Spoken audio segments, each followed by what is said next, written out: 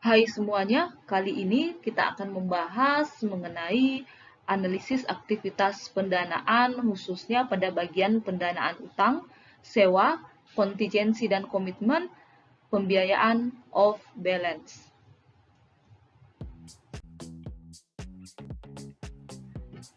Kita masuk dalam pratinjau, jadi di sini akan dijelaskan atau digambarkan apa-apa saja yang akan kita bahas untuk topik materi pertemuan kita kali ini. Nah, dimulai dari aktivitas bisnis didanai dengan liabilitas atau ekuitas atau keduanya. Nah, liabilitas merupakan kewajiban pendanaan yang membutuhkan pembayaran uang, jasa, atau aset lainnya di masa depan. Liabilitas adalah klaim pihak luar terhadap aset dan sumber daya perusahaan saat ini dan masa mendatang. Selanjutnya, liabilitas pendanaan merupakan semua bentuk pendanaan utang, seperti wesel bayar jangka panjang dan obligasi, pinjaman jangka pendek dan sewa. Nah, liabilitas operasi merupakan kewajiban yang timbul dari operasi, seperti kreditor dagang dan kewajiban pasca kerja. Liabilitas umumnya dilaporkan sebagai lancar atau tidak lancar, didasarkan pada kewajiban jatuh tempo dalam 1 tahun atau tidak. Jadi kan kita melihat apakah dia utang lancar atau utang tidak lancar, atau yang kita sebut sebagai utang jangka panjang, itu tergantung jatuh temponya. Kalau jatuh temponya dalam 1 tahun, maka itu disebut sebagai komponen yang lancar, utang lancar. Ya, kalau dia lewat dari 1 tahun jatuh temponya, itu berarti dilaporkan dalam aset tidak lancar atau yang kita sebut sebagai aset utang tidak lancar atau utang jangka panjang. Nah, ekuitas mengacu pada klaim pemilik atas aset neto perusahaan. Klaim pemilik lebih rendah daripada kreditor, yang artinya merupakan klaim residual untuk semua aset setelah klaim kreditor telah dipenuhi. Jadi seperti yang saya jelaskan di pertemuan kita sebelumnya atau di topik pembahasan kita yang sebelumnya, bahwa memang pada dasarnya perusahaan itu harus mendahulukan kreditor daripada klaim terhadap ekuitas. Jadi kewajiban itu yang harus didahulukan daripada sisi modalnya. Oke, pada bab atau pertemuan kita kali ini akan menjelaskan berbagai bentuk pendanaan, bagaimana perusahaan memperhitungkan dan melaporkan pendanaannya, dan implikasinya terhadap analisis laporan keuangan. Pendanaan utang. Utang atau liabilitas keuangan mengacu pada dana yang secara eksplisit dipinjam oleh suatu perusahaan dari beragam penyedia modal. Contohnya utang publik dan utang swasta. Selanjutnya, perusahaan juga meminjam uang dalam jangka pendek. Selain fleksibilitas peminjaman jangka pendek, juga menawarkan suku bunga yang lebih rendah dibandingkan utang jangka panjang. Utang dengan jangka waktu melebihi 1 tahun disebut dengan utang jangka panjang. Contohnya obligasi, debentur, dan wesel yang diterbitkan ke publik atau yang disebut sebagai utang publik. Pinjaman berjangka dan wesel jangka panjang atau disebutnya sebagai utang swasta. Nah, terakhir, bentuk tidak langsung dari peminjaman jangka panjang adalah sewa guna usaha atau yang kita sebut sebagai leasing. Meskipun sering terstruktur agar terlihat seperti perjanjian persewaan, sewa merupakan salah satu bentuk utama dari pendanaan utang. Pembahasan kita selanjutnya mengenai akuntansi utang. Yang bagian pertama kita akan membahas mengenai mekanisme akuntansi utang jangka panjang. Nah, nilai nominal merujuk pada jumlah yang dijanjikan perusahaan untuk imbal hasil kepada pemberi pinjaman pada akhir jangka waktu. Nah, tingkat kupon bunga merupakan tingkat yang disepakati di mana perusahaan menyetujui untuk membayar bunga, dan jumlah uang dari pembayaran tersebut disebut sebagai pembayaran kupon. Jadi di sini berkaitan dengan kita meminjam uang, atau perusahaan meminjam uang kepada si pemberi pinjaman, tentunya ada imbal hasil yang diharapkan. misalnya jangka waktu pembayarannya kapan, berapa tahun, dan berapa bunga yang diberikan oleh kreditor atau yang memberikan pinjaman. Nah, suku bunga efektif merupakan tingkat yang diberikan pasar untuk obligasi pada saat diterbitkan obligasi tersebut. Nah, berikutnya kita masuk dalam perlakuan akuntansi. Nilai sekarang ini disebut biaya perolehan yang diamortisasi atau amortized cost.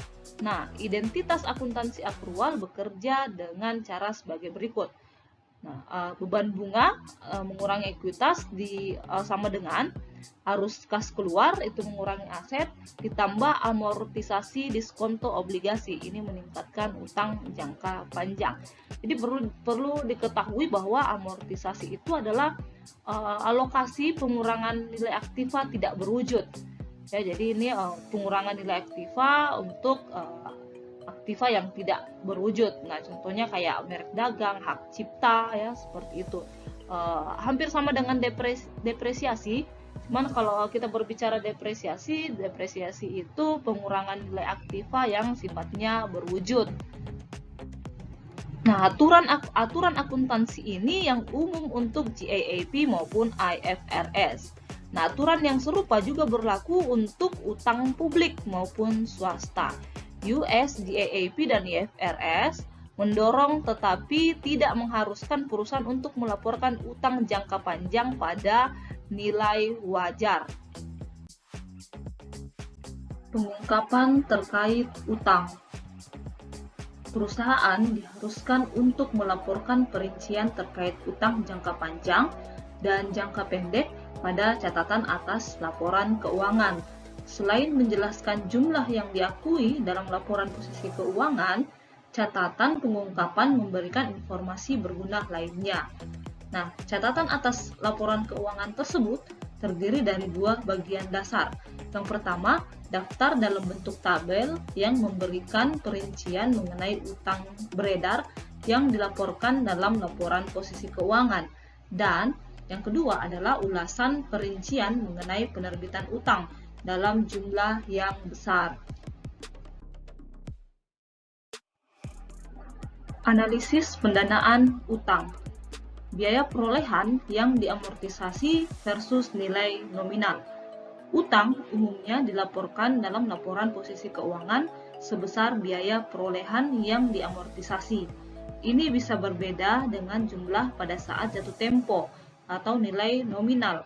Teori keuangan menyatakan bahwa nilai sekarang merupakan ukuran yang lebih tepat atas komitmen kas masa depan. Yang berikutnya adalah akuntansi nilai wajar. Nilai wajar juga mencerminkan nilai sekarang atas utang. Namun, nilai wajar berbeda dengan biaya perolehan yang diamortisasi, karena nilai wajar mencerminkan suku bunga kini, tidak seperti biaya perolehan yang diamortisasi yang mencerminkan suku bunga pada saat diterbitkan. Berikutnya, mengakhiri utang masa depan. Nah, penting bagi analis untuk memeriksa dengan seksama daftar pembayaran utang masa depan. Pada tingkat yang lebih dalam, analis harus mengevaluasi apakah perusahaan memiliki kemampuan untuk membayar utangnya saat jatuh tempo, karena ketidakmampuan untuk melakukan pembayaran akan berpotensi mengakibatkan kebangkrutan. Nah, yang terakhir, fasilitas kredit yang belum dimanfaatkan. Fasilitas kredit ini hanya dapat digunakan secara khusus untuk mendanai kebutuhan modal kerja. Perusahaan hanya dapat meminjam sampai tingkat aset lancarnya, seperti persediaan dan piutang. Kita akan membahas mengenai perlindungan. Nah, para pemberi pinjaman sering memiliki kontrak eksplisit dengan perusahaan peminjam yang membantu para pemberi pinjaman melindungi uang yang dipinjamkan. Nah, di sini ada 3 cara yang biasanya pemberi pinjaman dapat melindungi dirinya. Yang pertama adalah senioritas. Nah, senioritas ini mengacu pada urutan pihak-pihak yang berbeda akan dibayar ketika bisnis perusahaan berakhir.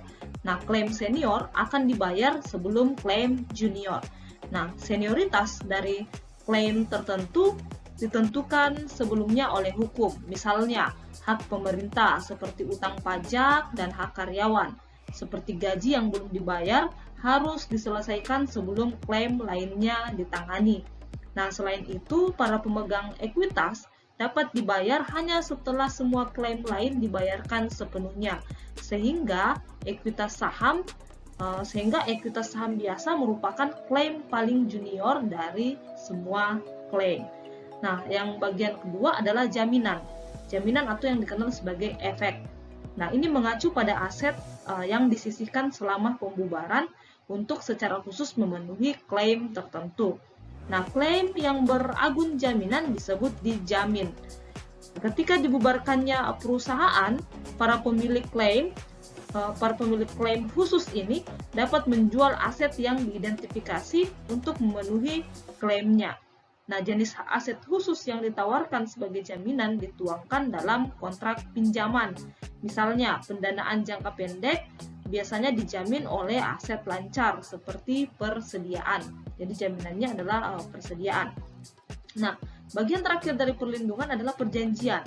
Nah, para pemberi pinjaman menetapkan perjanjian untuk mengamankan investasinya. Jadi harus ada perjanjian ya untuk mengamankan investasi investor. Nah, perjanjian ini bisa afirmatif atau negatif. Nah, kita akan menjelaskan apa itu perjanjian afirmatif. Nah, ini untuk menentukan tindakan yang harus dilakukan manajemen untuk menjaga utang agar bereputasi baik. Nah, contohnya adalah dari perjanjian afirmatif adalah persyaratan bahwa perusahaan harus mengajukan laporan keuangan auditan yang sesuai dengan GAAP dalam periode waktu tertentu. Nah, kegagalan dalam mengajukan laporan keuangan auditan memberikan otoritas hukum kepada pemberi pinjaman untuk meminta pelunasan pinjaman dengan segera. Jadi kalau melanggar perjanjian, ya tentu saja pihak yang memberi pinjaman itu segera menarik dananya untuk segera dilunasi oleh perusahaan tersebut. Nah, yang berikutnya adalah perjanjian negatif. Ini membatasi perilaku manajemen yang mungkin bisa merugikan bagi pemberi pinjaman. Nah, perjanjian tersebut umumnya terdiri dari dua bagian. Yang pertama adalah batasan, yang menyebutkan kapan perusahaan melanggar perjanjian.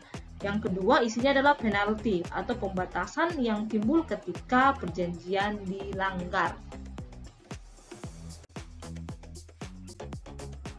Kita masuk dalam bagian sewa. Nah, penjelasannya, sewa merupakan bentuk pendanaan yang populer, khususnya dalam industri tertentu.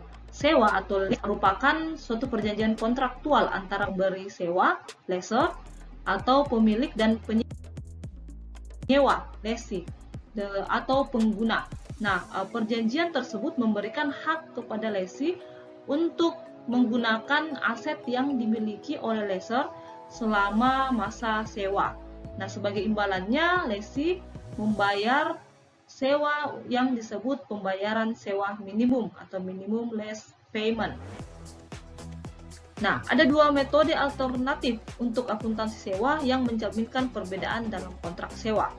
Sewa yang mengalihkan secara substansial seluruh manfaat dan risiko yang terkait dengan kepemilikan aset dicatat sebagai perolehan aset dan menimbulkan liabilitas bagi lessee. Nah, demikian pula lessor memperlakukan sewa tersebut sebagai penjualan dan transaksi pendanaan. Jika sewa ini disebut sewa pembiayaan atau capital lease, jika diklasifikasikan sebagai sewa pembiayaan, baik aset sewaan dan kewajiban sewa diakui pada laporan posisi keuangan. Nah, semua jenis sewa lainnya dicatat sebagai sewa operasi atau operating lease. Akuntansi dan pelaporan sewa. Klasifikasi dan pelaporan sewa. Lessee atau pihak yang menyewa aset mengklasifikasikan dan mencatat sewa sebagai sewa pembiayaan jika pada awal sewa memenuhi salah satu dari 4 kriteria. Yang pertama adalah sewa mengalihkan kepemilikan aset kepada lessee pada akhir masa sewa. Yang kedua adalah sewa berisi opsi untuk membeli aset pada harga yang diperkirakan cukup rendah. Dan ketiga, masa sewa adalah 75% atau lebih dari perkiraan umur ekonomik aset. Yang keempat adalah nilai sekarang dari pembayaran sewa minimum atau MLP. pada awal masa sewa adalah 90% atau lebih dari nilai wajar aset sewaan. Aturan akuntansi mensyaratkan agar semua lesi mengungkapkan, biasanya dalam catatan atas laporan keuangan. Yang pertama adalah pembayaran sewa minimum masa depan secara terpisah untuk sewa pembiayaan dan sewa operasi untuk setiap 5 tahun berikutnya dan total jumlah setelah itu. Yang kedua adalah beban sewa setiap periode yang dilaporkan dalam laporan laba rugi. Kita masih tetap dalam akuntansi dan laporan sewa, kali ini membahas mengenai akuntansi sewa. Nah, bagian ini membandingkan dampak akuntansi sewa sebagai sewa pembiayaan atau sewa operasi. Perhatikan bahwa aset sewaan selalu lebih rendah dari liabilitas sewa selama masa sewa.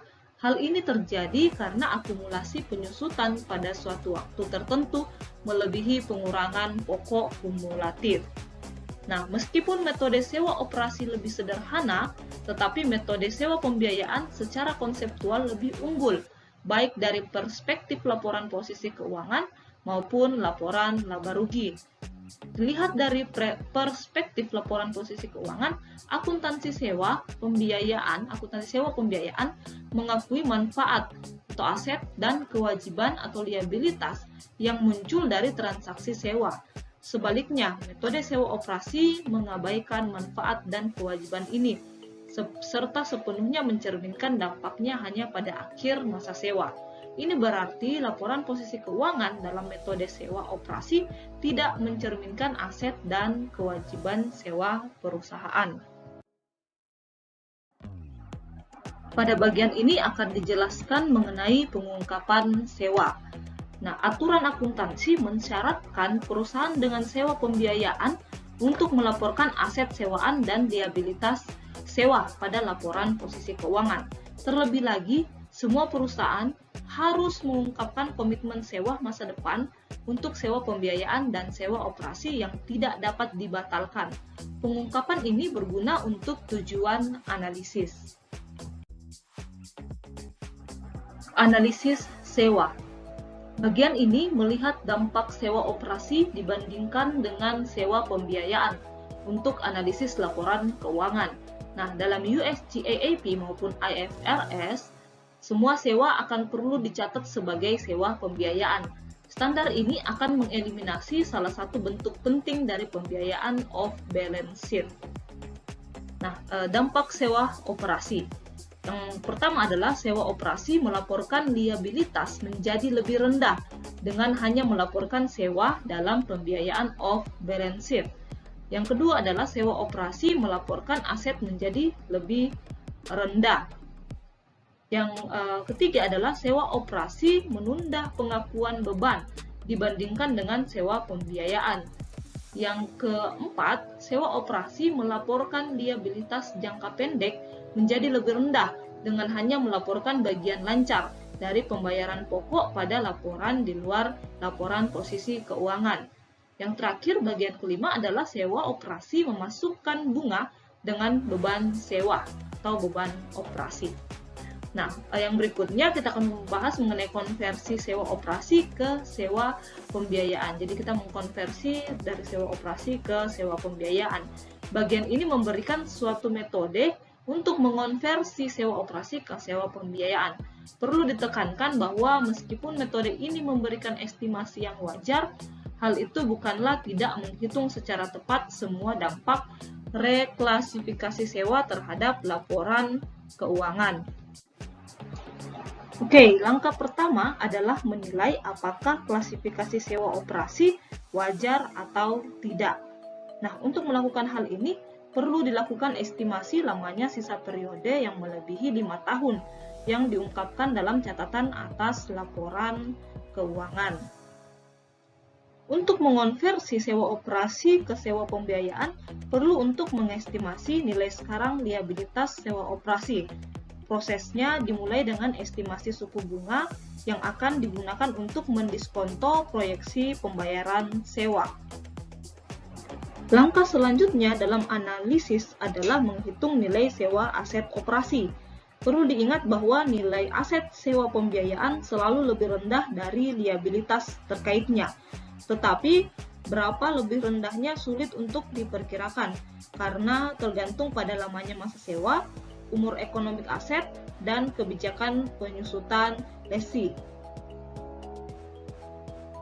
Oleh karena itu, pada analisis sewa operasi, mengasumsikan bahwa nilai aset sewaan sama dengan liabilitas yang diperkirakan. Nah, setelah menentukan liabilitas sewa operasi dan aset, kemudian harus mengestimasi dampak reklasifikasi sewa pada laba yang dilaporkan. Nah, ada dua beban yang berkaitan dengan sewa pembiayaan, bunga dan penyusutan. Beban bunga ditentukan dengan mengalihkan suku bunga dengan nilai sekarang sewa atau liabilitas sewa. Kita akan membahas mengenai kontingensi dan komitmen. Nah, kontingensi adalah keuntungan dan kerugian potensial yang penyelesaiannya tergantung pada satu atau lebih peristiwa di masa depan. Kerugian kontingensi adalah klaim potensial atas sumber daya perusahaan dan disebut liabilitas kontingensi. Nah, liabilitas kontingensi dapat timbul dari proses hukum atau litigasi, ancaman pengambil alihan, penagihan piutang, klaim yang ditimbulkan dari garansi dan cacat produk, jaminan kinerja, ketetapan pajak, risiko diri tertanggung, dan kerugian aset akibat bencana. Nah, kerugian kontingensi harus memenuhi dua kondisi sebelum perusahaan mencatatnya sebagai kerugian. Pertama, harus ada kemungkinan besar bahwa aset akan mengalami penurunan nilai atau liabilitas yang timbul. Kondisi yang kedua adalah jumlah kerugian harus diestimasi dengan andal.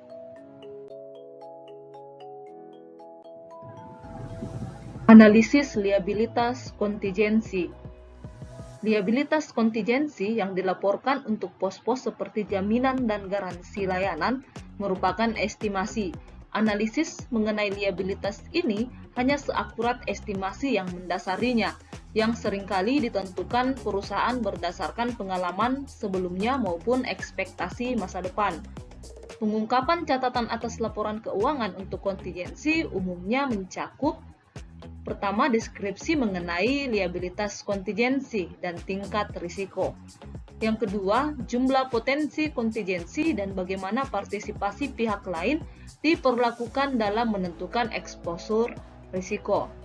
Yang ketiga, pembebanan terhadap laba untuk estimasi kerugian kontingensi jika ada. Analisis kita harus mengakui bahwa perusahaan terkadang mengestimasi terlalu rendah atau tidak mengakui liabilitas tersebut. Cadangan untuk kerugian masa depan merupakan jenis kontingensi lain yang memerlukan pengawasan. Konservatisme dalam akuntansi menyebabkan perusahaan mengakui kerugian saat perusahaan menentukan atau meramalkannya.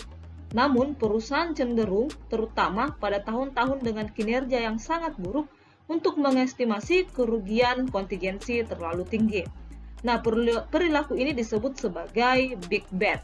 Nah, big bet ini sudah kita bahas di pertemuan sebelumnya dan sering mencakup pencatatan kerugian dari pelepasan aset, relokasi, dan penutupan pabrik.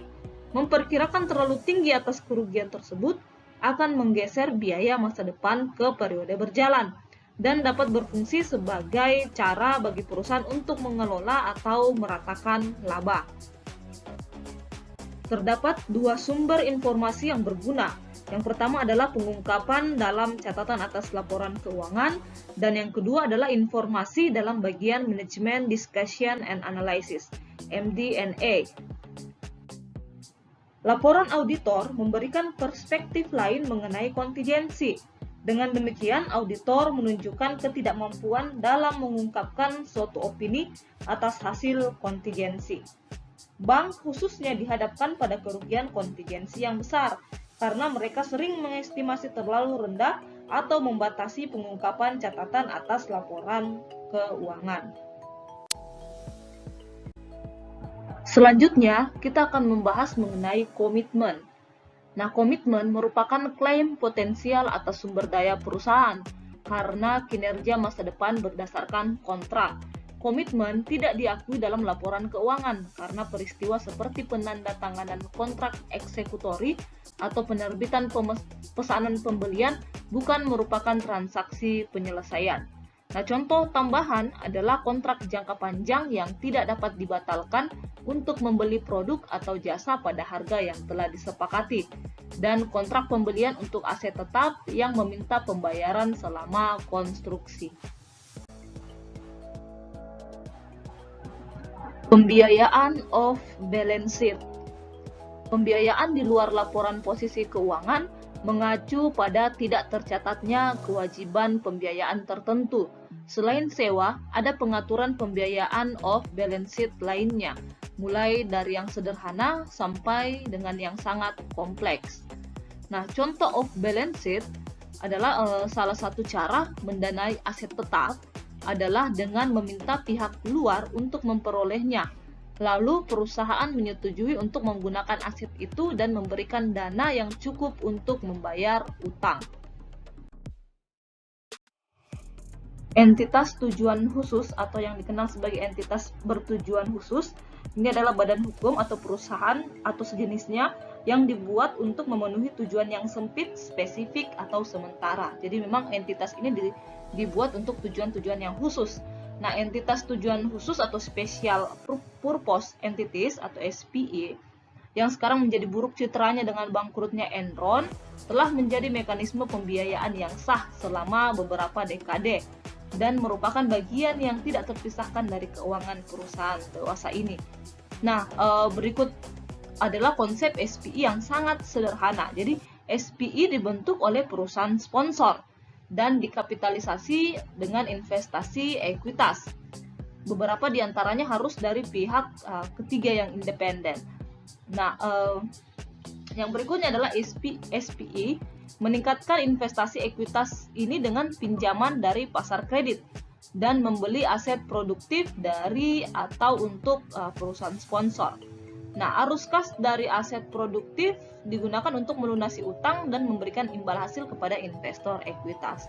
Jadi kalau kita lihat penjelasan konsep sederhananya itu, kita bisa lihat dalam ilustrasi transaksi SPE untuk menjual piutang usaha. Jadi perusahaan sponsor yang membentuk entitas tujuan khusus memberikan piutang, terus kemudian bunga efek atas piutang itu ke pasar obligasi, kemudian dari pasar obligasi ini memberikan kas kepada entitas tujuan khusus.